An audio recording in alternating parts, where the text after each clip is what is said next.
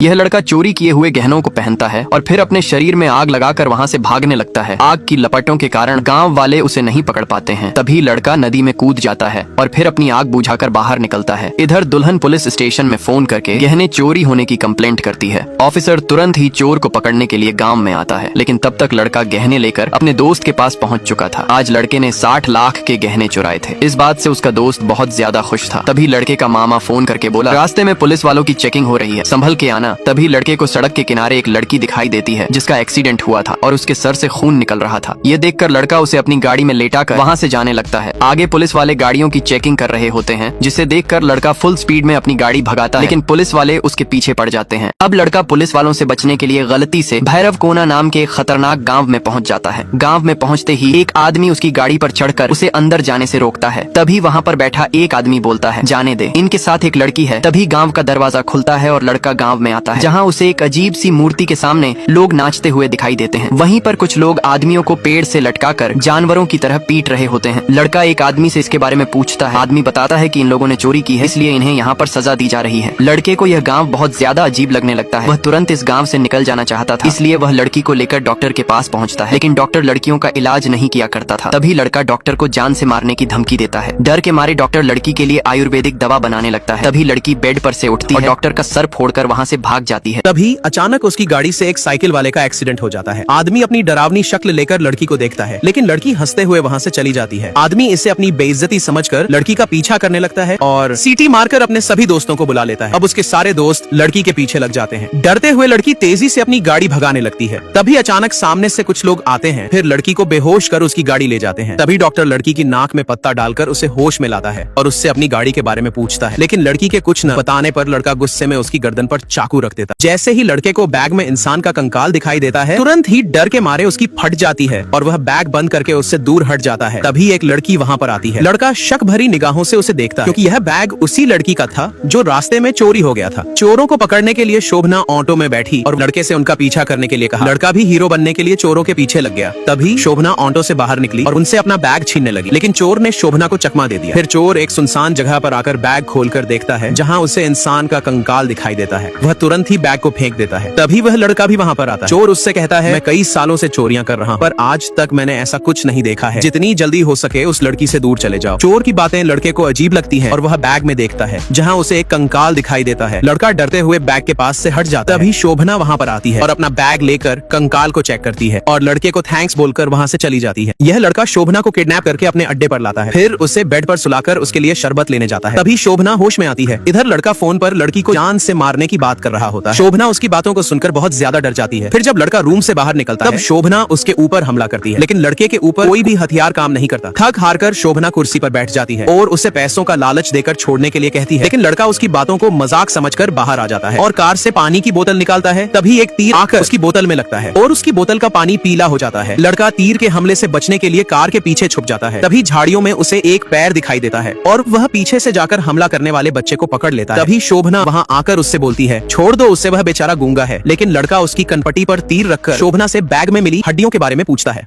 यह लड़की मुखिया की कब्र खोदकर उसमें पड़ी 100 साल पुरानी हड्डियां निकालती है, क्योंकि यह लड़की जिस गांव में रहा करती थी, आज उस गांव के जमींदार और उसके बेटे ने गांव वालों की जमीन छीन ली और लड़की के दादाजी को मार पीट कर गांव से भगा दिया। गांव छोड़कर जब यह लोग शहर में आए, तब इन लोगों के पास खाना खरीदने तक के पैसे नहीं थे। पैसे कमाने के लिए इन्होंने कबाड़ इकट्ठा किया, गाड़ियां साफ की और गाँव के बच्चों को मजदूरी करने के लिए भेजा। तब कहीं जाकर इनकी थाली में 2 वक्त की रोटी आती है। अब गाँव वाले जमींदार से बदला लेना चाहते थे, इसलिए मजदूरी से मिले सारे पैसों को इकट्ठा करके वकील को देते हैं और उस जमींदार पर केस करने के लिए कहते हैं। लेकिन वकील उन्हें बताता है कि अगर आप लोगों को अपनी जमीन चाहिए तो यह जमीन आप ही की है, ऐसा सबूत कोर्ट में पेश करना पड़ेगा। लेकिन गांव वालों के पास जमीन से जुड़ा कोई भी सबूत नहीं था, जिस कारण लड़की का दादा रोने लगता है। तभी लड़की को एक आइडिया आता है और वह गांव के 100 साल पुराने मुखिया के हड्डियों को कब्र से निकाल सबूत के रूप में फोरेंसिक में जमा करती है।